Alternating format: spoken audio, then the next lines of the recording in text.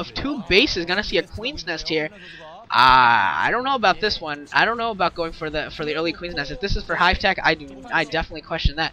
And it looks like Calm is just gonna leapfrog his lurkers very, very carefully, barely moving them forward. That's great. Usually you see some Zerg players being very audacious with their lurkers. Calm just being very, very careful, just literally inching them forward, going like 5 pixels at a time, if that. And now here comes the 4th lurker, and now they're going to be able to start picking at that supply depot, and maybe, I don't know, if these lurkers can get into range of bunkers without... I don't think so. I don't think they can outrange a bunker. Otherwise, we'd see players do that a lot more. And Calm looks focused. He looks very, very young. He looks very childish, actually. And then, surprisingly enough, I thought he was a little. He's 21. I thought he'd be a little older. And that supply depot goes down, and still trying to inch these lurkers forward to do whatever damage they can. The turret is up, so I think that'll give him the range, so that way his bunker doesn't get outranged. And a spire going up, as well as that Queen's Nest is finished. So maybe he's going for lurkers transitioning into guardians. And actually, yeah, it does look like these lurkers are able to outrange that bunker since there is no somehow. I don't know if they can actually usually outrange a bunker, or maybe it's the fact that that turret doesn't have detection out there. One or the other, he still has that big advantage right now with those lurkers able to do a lot of damage. And he's actually throwing down an expansion. The Zerg player is at the 6 o'clock position, and now the Marines are coming and trying to do a split on these lurkers, but these lurkers are doing a ton of damage. Those Marines virtually all go down. Very, very poor by C. Not able to do much at all. That was very extremely poor play by C.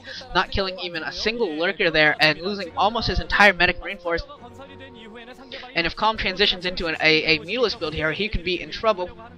Missile turrets going up everywhere, all over the place for C. Canceling one for some reason, and canceling another. He must have scanned and seen the Hive and the Defiler Mound going up. C coming in again, and he's just losing more M&M. Jeez. This is very, very sloppy and poor play by C right now. I'm very, very disappointed right now.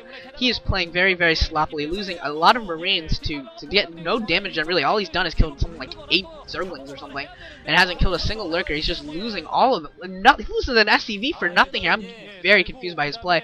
Starport going up, as well as a machine shop with a on his factory. And C is being just I don't know what he's doing. Defiler Mound is up, so he will have Dark Swarm and Defilers out pretty soon. He does have that 3rd base just came up, and he's not quite getting the economic advantage from it yet, but he will be shortly, and that might be enough to actually let him support. 3S can support a Hive Tech here, but this is a very, very, very early Hive Tech. Don't know how effective it will be. These Overlords getting a scout in on the base. Seeing that there aren't a lot of missile turrets up. There's only a few missile turrets up. He definitely canceled a few after he saw the Hive Tech, after he must have scanned it. Otherwise, there's no reason for him to cancel all those turrets. And that is a big lurker contain, and C really needs to get some siege tanks out in order to deal with this. I think that he was getting that machine shop up, so we will be able to get siege tanks pretty soon. And the Zerglings there are just going to be fodder for this Defiler. As soon as he gets consumed, he'll just swarm right in. And I do not know how C is going to deal with this. This is really bad. He's got a contain up on him, and he's also going to have swarms coming in pretty darn soon. And 2 Defilers with swarm, with lurkers, and some Zerglings is going to be really, really hard to defend. And yeah, there's the consume. Here comes the swarm. Where is it? There's the swarm, and the lurkers lurkering underneath, just destroying all those Marines, destroy the siege tank. That bunker's going to go down so fast, and he's just going to be able to leapfrog swarms right in. Yeah, there's another swarm. Lurkers getting in under that one too, and now it's going to be hard for those SCVs to even retreat. Those SCVs are even going to go down here. Probably a lot of the SCVs are going to go down. Yeah, some of them go down. Some of them were able to retreat, but now C is in a terrible position. He's lost the top of his ramp. He's lost that expansion completely. And another swarm right into the base of C. And there's 4 or 5 lurkers in there. They're just going to absolutely... Now they're all into the line of reproduction for C. And C has not killed any of these Defilers. These Defilers are going to continually swarm. And 3 more lurkers in a swarm right next to the Raxes and the Starports. And there's GG from C. C did not have a chance in that.